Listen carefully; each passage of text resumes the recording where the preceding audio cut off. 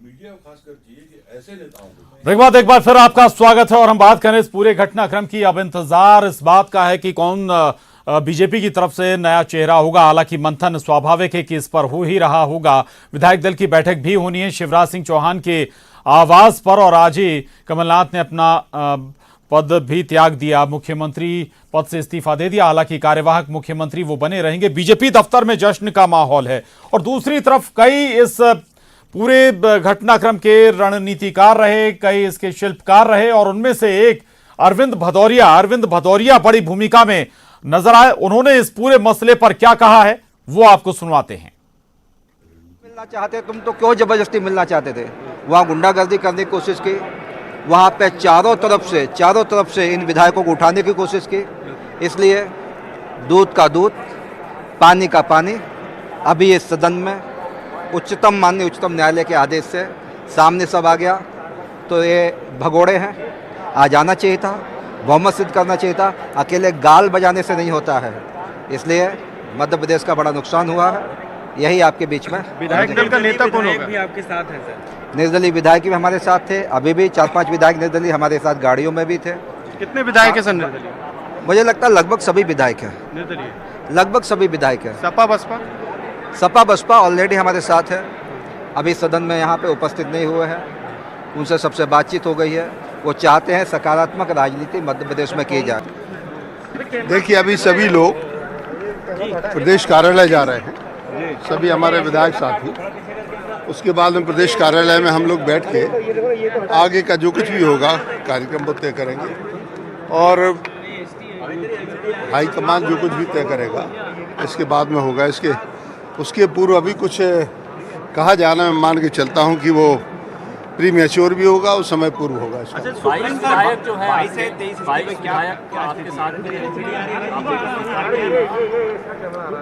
स्वाभाविक रूप से नेतृत्व ने इस बारे में पॉलिसी तय की होगी, उसको लागू करेंगे। अच्छा, बीजेपी सरकार कितने नंबर कौन होगा सर? अब ये मैं सभी बातों के, भारतीय जनता पार्टी संगठन का हमारे यहाँ ज़्यादा महत्व है, प्रभुत्व भी है। संगठन सर्वोपरि है, और संगठन से जो भी निर्देश अभी 2-4 घंटे में आएंगे, इसके बाद ही कुछ तय। अच्छा, ये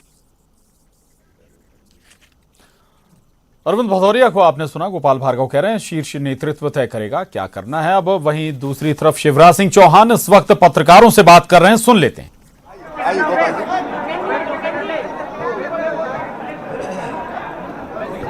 मित्रों, सबसे पहले तो प्रदेश की जनता से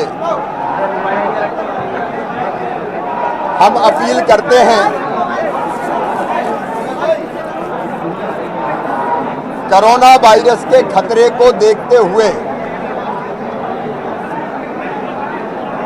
हमारे यशस्वी प्रधानमंत्री श्रीमान नरेंद्र मोदी जी ने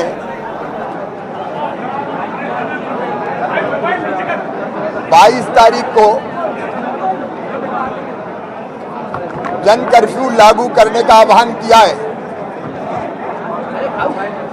22 तारीख को सुबह 7 बजे से लेके रात को 9 बजे तक जनता अपने घरों में रहे, स्वेच्छा से रहे, और प्रधानमंत्री जी के आह्वान को ये देश, और केवल देश नहीं दुनिया, बड़े ध्यान से सुनती है, मानती है, उनके पीछे चलती है। हमारा प्रदेश बचा रहे, देश में कोरोना को कंट्रोल करके समाप्त करें, और जग भी बचाएं। ये प्रधानमंत्री जी की अपील है, और जो हम सब, उन्होंने जो आह्वान किया है उसको सुरोधारी करके सब भाई और बहनों से भी अपील करते हैं कि वो स्वेच्छा से जन कर्फ्यू लागू करें, और कोरोना वायरस रोकने के लिए जो भी उपाय किए जा सकते हैं उसमें सहयोग करें। हमने जब चुनाव के परिणाम आए थे 2018 में, दिसंबर 2018 हम तब भी सरकार बना सकते थे, लेकिन हमने फैसला किया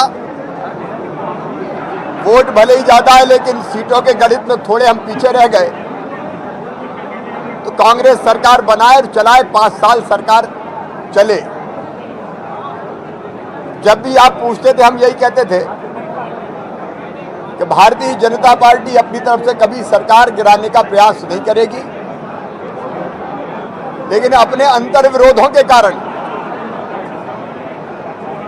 अगर सरकार गिर जाए और कांग्रेस के मित्र ही अगर संतुष्ट न रह पाए तो हम कुछ नहीं कर सकते। और इस बार भी अगर आप देखेंगे भारतीय जनता पार्टी कभी सत्ता गिराने बचाने के खेल में नहीं रही। स्थितियां मध्य प्रदेश की इतनी विस्फोटक हो गई कि कांग्रेस के मित्र इतने नाराज हो गए, प्रदेश की बदहाली देख के, दुरावस्था देख के। कमलनाथ जी मुख्यमंत्री थे, लेकिन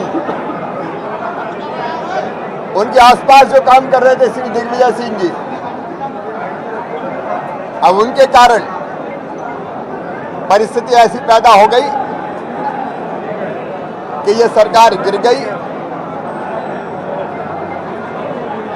और 1.25 साल में जनता ने भी ये महसूस किया कि हमारा प्रदेश तबाह और बर्बाद हुआ है, अपने बोझ से ये सरकार गिरी है और आज ये स्थिति उत्पन्न हुई है। अब वो आप विश्लेषण करें कि ऐसी परिस्थितियां क्यों पैदा हुई। अब मुझे तो इतनी कहना था, बाकी अध्यक्षों ने था। सर, कल आप लोग राज्यपाल महोदय को सरकार बनाने का दावा पेश करेंगे? नहीं, पार्टी जो तय करेगी, अभी तो फ्लोर टेस्ट का मामला था, पार्टी बैठ के जो निर्देश देगी तय करेगी और गवर्नर साहब के हाथ में सूत्र है, वो क्या कहते हैं उसके बाद विचार होगा। बाकी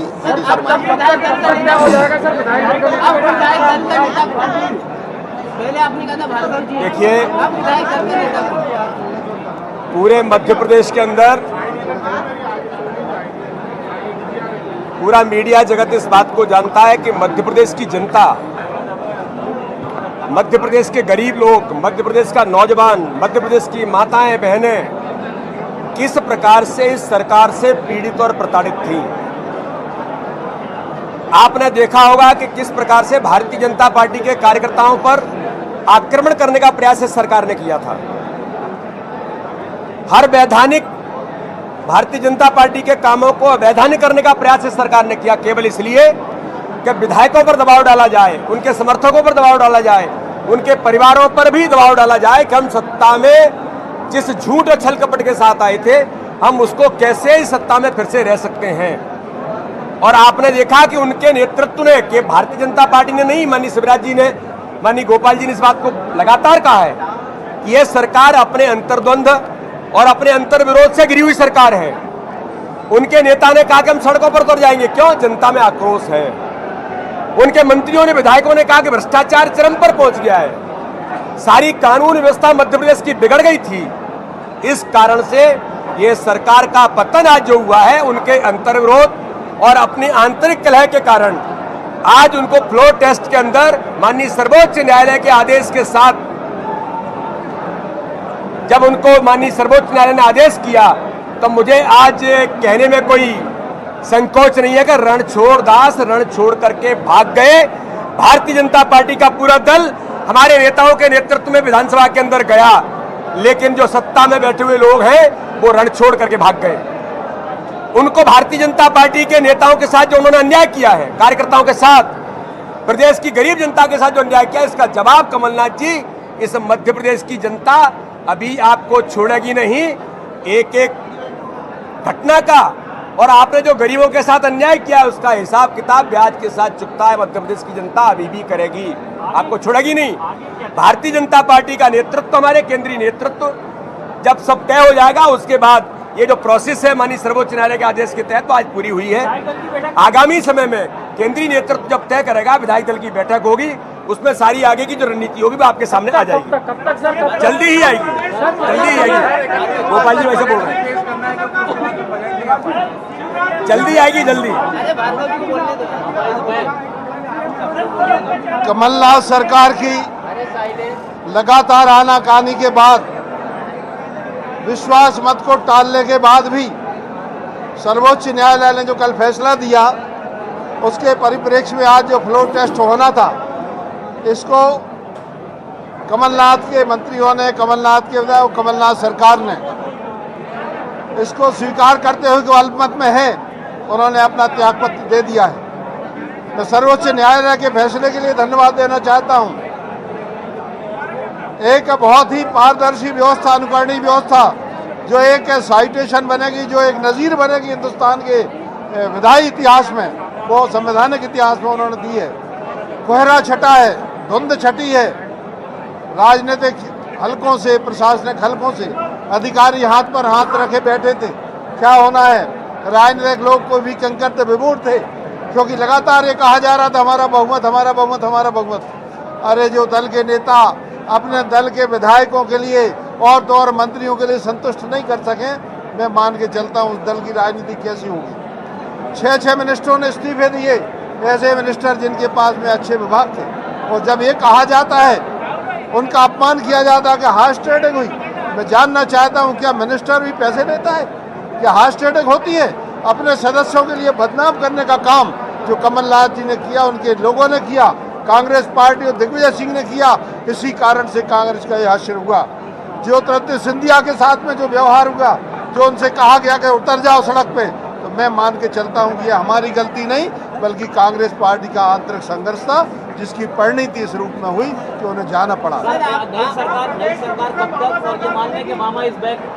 ये हमारा पार्टी नेतृत्व तय करेगा। हम लोग तो संगठन से बंधे हुए लोग हैं और संगठन जो भी तय करेगा हम सबको शिरोधारी होगा। बहुत बहुत धन्यवाद। विधायक दल के नेता के रूप में मुझे जो विधायकों का सहयोग मिला, जो मुझे जनता का सहयोग मिला, और हम लोगों ने लगातार लोकसभा के 28 लोकसभा क्षेत्रों पर हम लोगों ने विजय प्राप्त की, इसमें मेरे विधायक दल का ही बहुत बड़ा सहयोग है। और विधायक साथियों ने पूरे 7 साल संघर्ष के साथ में विधानसभा के अंदर भी और बाहर भी जो संघर्ष किया, उन सभी साथियों को बहुत बहुत धन्यवाद। कितना लाभ हुआ?